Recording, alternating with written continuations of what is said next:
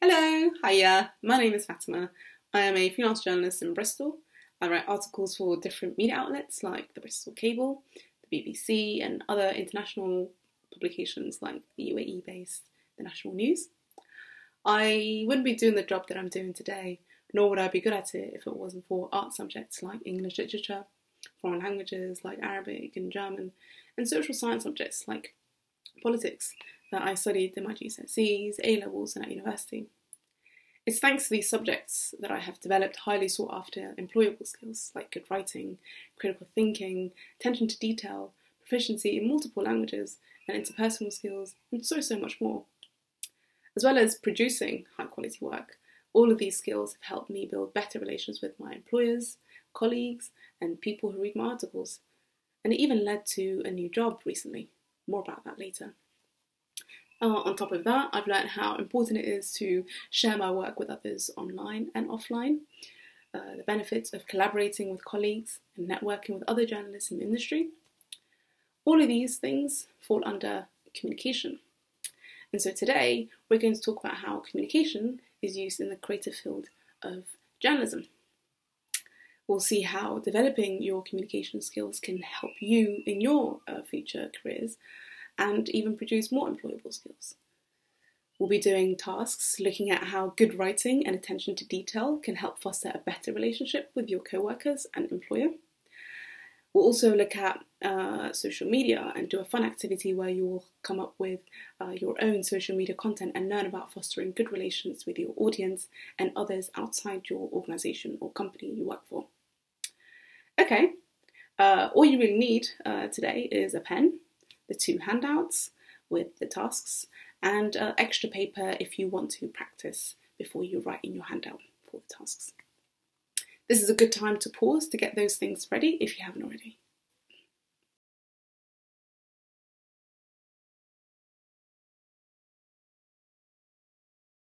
Alright, so first, before we get into the main tasks, we're going to do a quick fire round of brainstorming.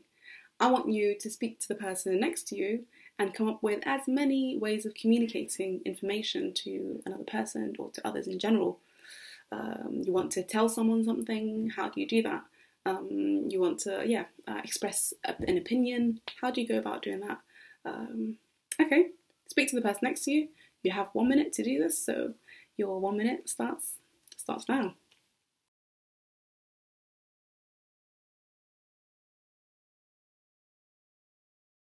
Alright, time's up. I did say it was going to be a quick one. So, which ways of communicating did you come up with?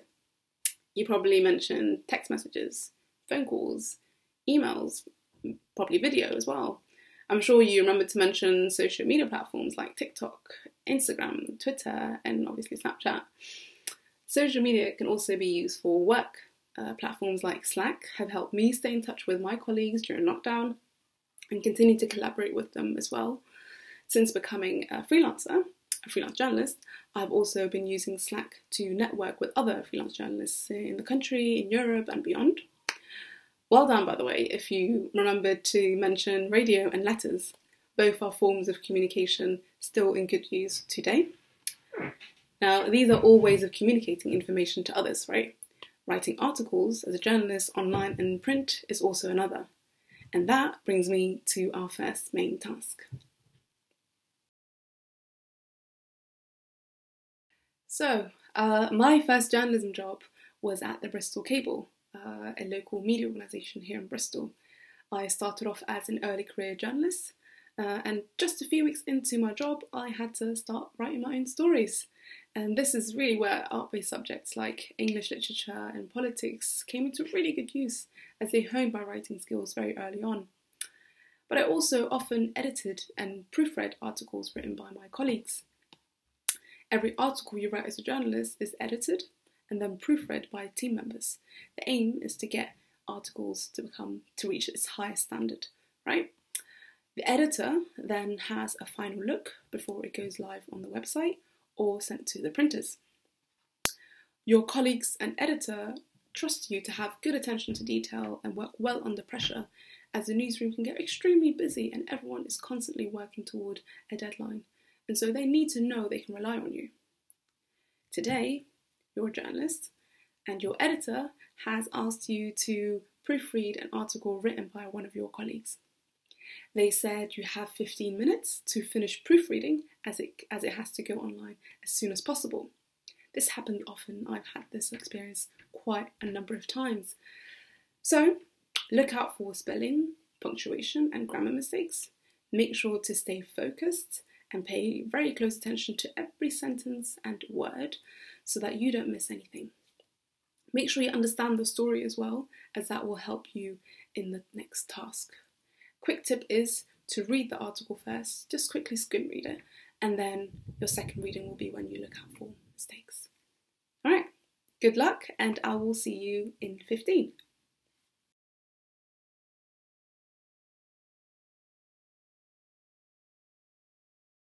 So, how did you find that? Did you run out of time? Did you catch all the mistakes? Don't worry if you didn't. It really happens to the best of us. The important thing is to remember to practice that skill. And with time, you will definitely improve. So, I'll go through some of the mistakes now. Did you catch the wrong spelling of words like pioneer and vetting? What about the missing full stops and question marks? Did you see the wrong conjugation of verbs like to maintain? Well done if you did. I won't go through all the mistakes now, but feel free to cross-check them in the answer sheet and take 2 minutes now to do so.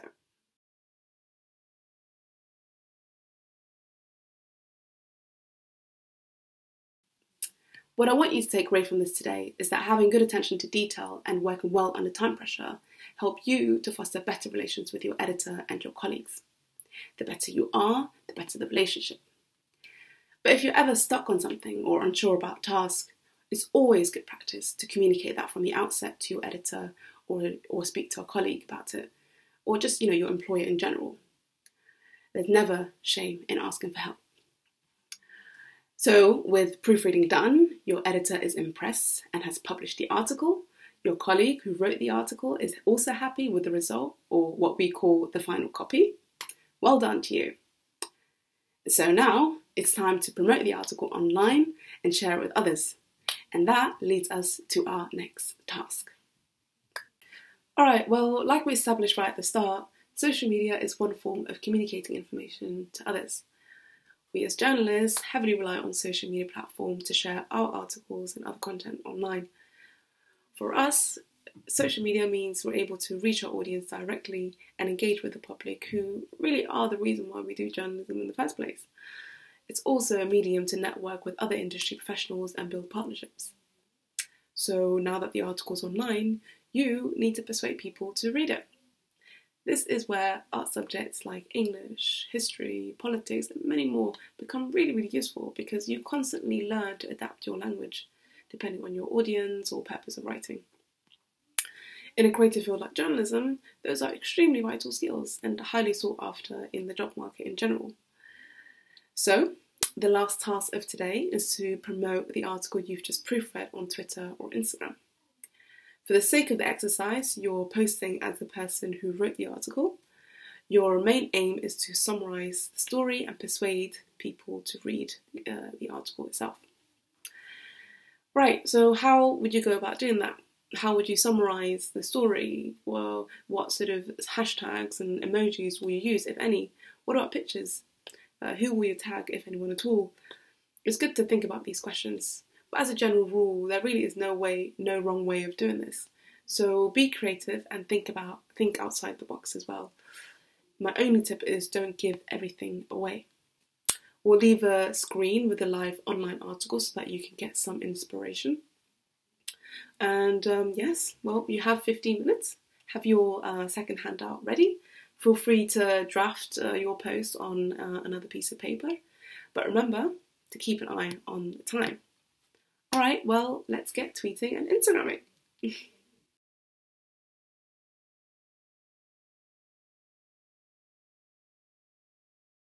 Alright, so how was that? Did your creative soul whisk you away? Don't worry if you haven't been able to finish the task entirely. You usually get a bit more time with this kind of work. So well done anyway for giving it a try. Like I said, there's no wrong way of doing this, but the key things to remember are to summarize the story, but not to give everything away because you want to persuade the reader to read the full article, right? Also, good to remember, to use emojis and hashtags to make your post a bit more engaging. Tag relevant individuals or organisations that are, in the article itself or might be interested in the article. So in this case, you could have tagged Home Share West and also United for All Ages.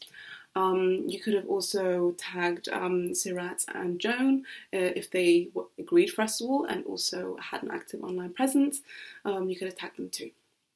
Main message here is that the skill of communicating information to a digital audience effectively and creatively via social media is vital, especially in creative fields like journalism, but also elsewhere. Art-based subjects can help you do that by really honing your skill to adapt your language. You're going to be building better relations with your audience as well. You also learn to condense complex information in a simple and digestible way, a skill employers always look for. Here's how a fellow journalist used TikTok to summarise a complex news story back in March about the huge ship that got stuck in Egypt's Suez Canal. There once was a ship in the Suez Canal that got even more famous than Paul Mescal. The 400-metre-long Ever Given got stuck diagonally. How can one blocked waterway stop 12% of global trade? The alternative route around the Cape of Good Hope takes 4 weeks. 10 tugboats and 2 dredger vessels are all caught up in this big boat wrestle. If that doesn't work, they're light in the load, it could take a really long time. The Suez logjam delay blocks £7 billion of goods a day. The global supply chain wants the ship to take its leave and go. Okay, so it's thanks to my communication skills on social media and my work as a journalist that I found another job, actually. Alongside journalism, I now also work as a freelance social media manager for a local community organisation here in Bristol. So with skills like the ability to be concise and adapt your language and thinking outside the box, you're not only building better relations with your audience and reaching new ones, but also you may be connecting with, potential future employers who notice your work online. Well, that brings us to the end of today's activity. Let's do a quick recap. We did a quick brainstorming exercise on different ways of communicating information to others. We then proofread an article under intense time pressure, so well done everyone for doing that. And then we finished off with promoting the article on social media in a creative and engaging way. We learnt that in art-based subjects, you regularly develop valuable communication skills such as good writing, good attention to detail, and ability to adapt your language. These are all highly employable skills in the job market. When you develop good writing, you also improve, your verbal communication. When you have good attention to detail, your employer and your colleagues can rely on you and trust you to produce high standard work. And when you have the ability to adapt your language depending on your audience, your employer sees you as someone who can adapt to different environments. In an ever-changing world, the job market needs people who are versatile and flexible. There are so many more skills that you learn in art-based subjects, of course, and we'll show them right at the end. For now, that's it from me. I hope you enjoyed today, and I hope you learned something new. I'm off now to, write some more articles. So, see you guys. Thank you. Bye-bye.